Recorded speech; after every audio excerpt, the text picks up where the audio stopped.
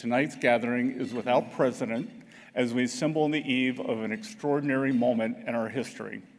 Over the coming days, we will celebrate 250 years of the American story and the proposition with which it began, that a free people answer to no power but their own.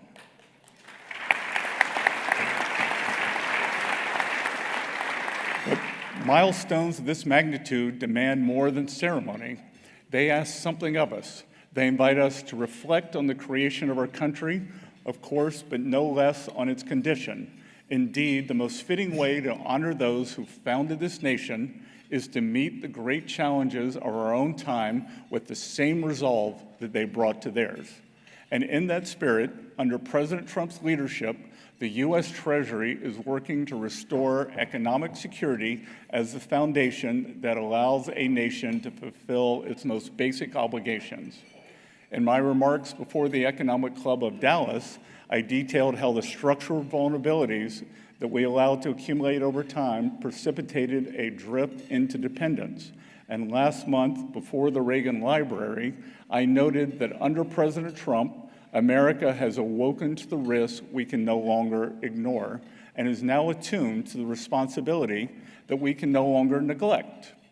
So tonight, I would like to take the next step and describe our strategy for economic statecraft, by which I mean the disciplined use of America's economic power in the service of our sovereignty. For the better part of a century, the United States was the principal architect and guarantor of an open global economic system that delivered enormous benefits. It raised our allies from the ruins of war, widened the channels of global trade, lifted standards of living, and attained a position of influence that remains unmatched in modern history. But the success of the system does not absolve us from revisiting its assumptions. America shaped the post-war order in a world in which our overriding task was to help our allies rebuild their economies and defend against the specter of communism. We accepted asymmetries because they served a larger strategic purpose. We opened our market because it helped to create a more prosperous world, and we tolerated imbalances because American economic strength appeared unassailable. Over time, however, these choices hardened into habits, habits into assumptions, and assumptions left unexamined into vulnerabilities. We came to believe that access to the American market could be extended without condition and therefore without consequence. We assumed that closer economic integration would always result in a greater convergence of interest. That supply chains would function in every crisis, low prices would compensate for lost capacity, and above all, that other countries would treat our firms as fairly as we had treated theirs. Of course, those assumptions failed to materialize fully. Some slowly, others all at once. In recent decades, we've watched strategic industries migrate abroad, critical supply chains concentrate in jurisdictions that do not share our interests, foreign subsidiaries, forced technology transfer, discriminatory taxation, and non-market practices distort competition, and American firms grow to global scale only to become targets of policies designed to constrain or replace them. Beneath each of those outcomes lay an economic policy that became unmoored from our national strategy. We've emboldened other countries to exploit our dependence as leverage, and to repair those imbalances with the world is not to retreat from it. On the contrary, it is to engage on terms that make America stronger. It is to insist on trade that is fair, reciprocal, and consistent with our national interest. And it is to more closely bind what we should have never allowed to cleave, our economic and national security. So tonight, guided by these priorities, I want to organize our approach to economic statecraft under President Trump around 5 core principles. First is that economic security begins with national capacity. We have rediscovered at great cost what Alexander Hamilton taught us around the time of our founding, that every nation ought to endeavor to possess within itself all the essentials of national supply. That our strength, in other words, is derived from what we can build, for the nation that cannot produce what it needs is not truly secure. The nation that depends on its adversaries for critical inputs is not truly sovereign, and the nation that reduces its economics to consumption is not truly prosperous. Instead, as Hamilton put it, it is essential to enlarge the sphere of our domestic commerce because economic security begins at home. It begins with the capacity to build, invent, finance, and scale the industries that will define the next century. Among them, semiconductors, AI, quantum computing, advanced manufacturing, shipbuilding, critical minerals, and pharmaceuticals, to name only a few. More than sectors of the economy, these are sources of our national power, and America must lead in each of them. In today's economy, supply chains are the domain in which that leadership is tested. Yet for years, the question that seemed to consume both our political and commercial class was, where is the lowest cost? That question still matters, but it is no longer sufficient. We must also ask, can this supply chain survive a crisis? Can it withstand coercion? Can it continue operating during a pandemic, cyber attack, war, or financial shock? Does it depend on a country that could use economic leverage against us? Does it expose American firms to intellectual property theft? Does it leave our military, hospitals, energy system, or financial system vulnerable? Of course, supply chain resilience does not require every component to be domestic from beginning to end. That would be unrealistic and unnecessary. But it does compel us to know where our vulnerabilities are and to reduce them before a crisis rears itself. It requires diversifying away from dangerous concentrations and that we build enough capacity at home to ensure that the American people are never at the mercy of a foreign choke point abroad. The second principle is that America's openness must be matched by reciprocity, which is the basis of durable cooperation. No economic relationship can remain healthy if one side opens its market while the other closes its own. No partnership can remain sustainable if American workers and firms are asked to absorb imbalances in the name of harmony. And no open system can survive if that openness is exploited by countries that do not practice it themselves. The United States remains the best economic partner in the world. To partner with us is to gain access to the deepest, most dynamic markets, the preeminent role of our dollar, and an ecosystem of innovation that has pushed the boundaries of the possible for 2.5 centuries. Those benefits are substantial, but under President Trump, they are no longer unconditional. Countries cannot seek access to our market while denying fair access to theirs.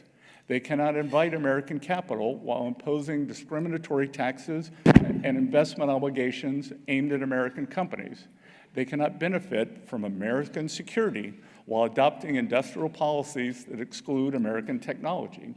They cannot ask American firms to invest, hire, and innovate, and then require those firms to localize intellectual property, transfer know-how, or satisfy indigenous innovation requirements designed to favor domestic champions.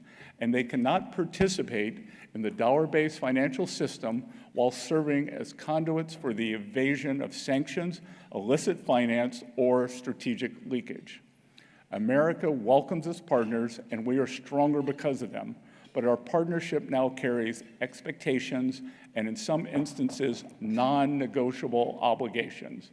Of course, we will continue to distinguish legitimate regulation from discrimination.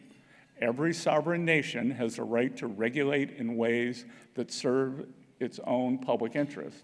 The United States respects that responsibility. But regulation descends in discrimination when it targets American firms because they are American. Taxation becomes retribution when it singles out via structure American companies, and industrial policy is wielded as a tool of exclusion when it uses local content rules, forced localization, procurement bias, or indigenous innovation requirements. to shut American firms out of fair competition.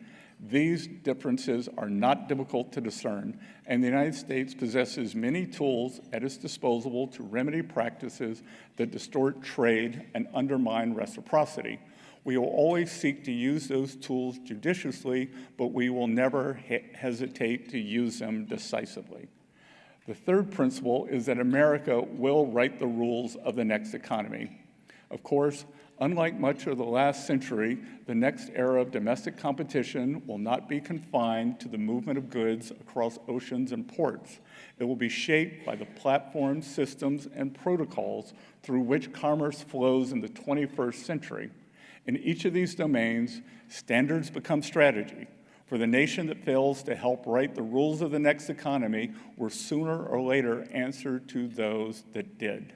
If authoritarian or mercantilist systems write those standards for their own advantage, the global economy will become more coercive and less favorable to American interests.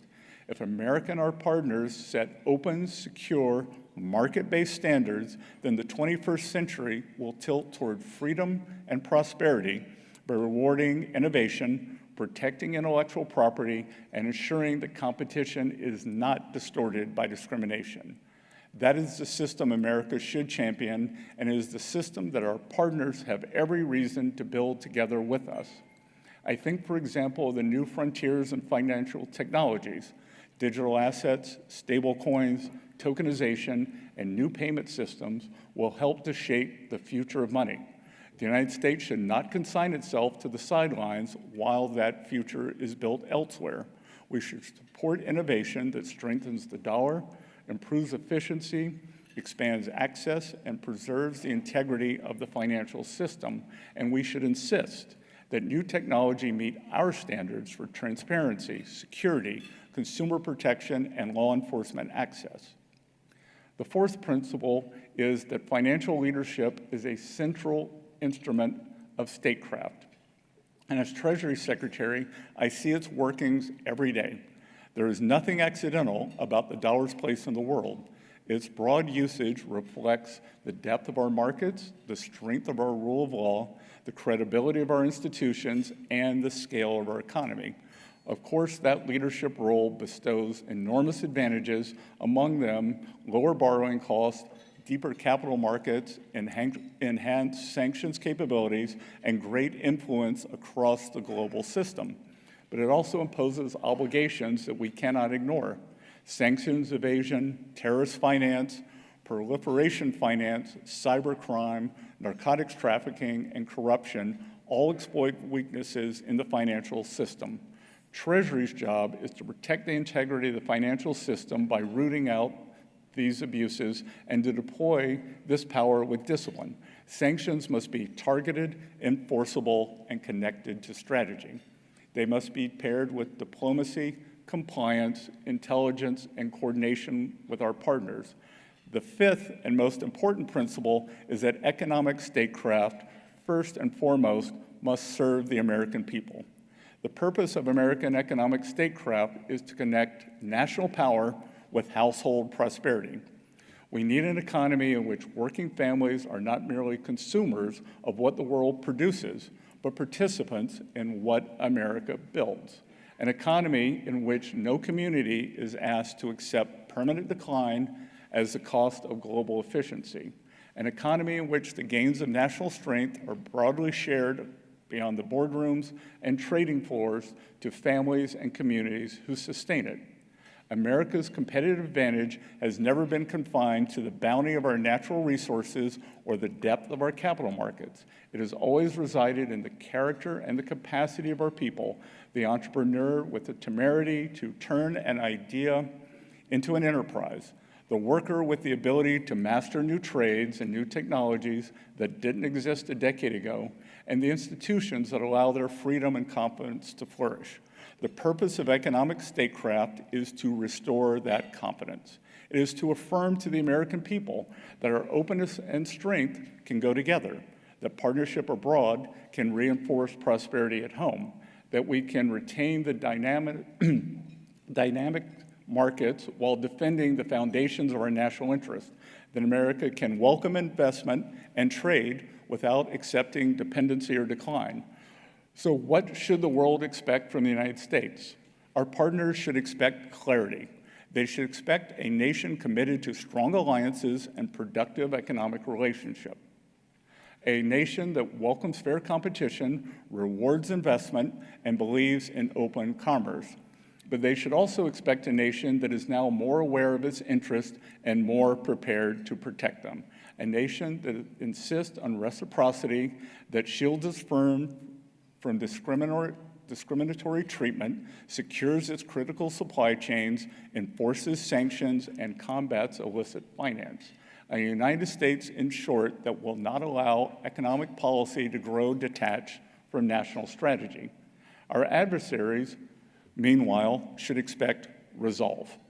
Attempts to weaponize supply chains, steal technology, evade sanctions, manipulate markets, or coerce our partners will not go unanswered. We will build resilience before crises occur. We will work with partners whenever possible, and we will act whenever necessary. Finally, the American people should expect that the Trump administration will continue to put their security and prosperity first. They should expect policy that rewards work, investment, production, and innovation. Leadership that understands how productive capacity is power. An economy whose success is measured not merely by what it produces, but by whom it lifts. These are not new ambitions. Indeed, they're among the most abiding ones we hold. So as we approach a great national milestone, we would do well to remember that our founders left us more than a republic. They bequeathed a roadmap powerful enough to sustain it for 2.5 centuries. Of course, our founders scarcely could have foreseen the world we inhabit today, the industries we have built, the technologies we have invented, the prosperity we have created, or the power that we have come to attain. But what they did understand was something far more enduring, that the fortunes of a nation are shaped by the energy of its people. That great insight has been the source of America's strength since its founding. It's what transformed a small republic on the edge of a continent into the most prosperous nation over the long sweep of human civilization. It now falls on us to preserve that inheritance, not by seeking a smaller role in the world, but a stronger foundation for our leadership, not by seeking conflict, but by insisting on fair competition, by ensuring that our openness serves to strengthen America and the partnerships we form are worthy of the name. Those are reasonable expectations for any nation. They are also necessary ones for the United States. We have been and will remain the most important economic partner in the world, but we are now a partner with higher standards and greater expectations. We are a partner that has regained knowledge of the value that we offer and the will, once again, to defend it. That is American statecraft in the 21st century, open to the world while anchored at home, confident in our strengths and clear-eyed about our interests, and committed above all to the security, prosperity, and freedom of our people for the next 250 years and well beyond. Thank you for inviting me here tonight.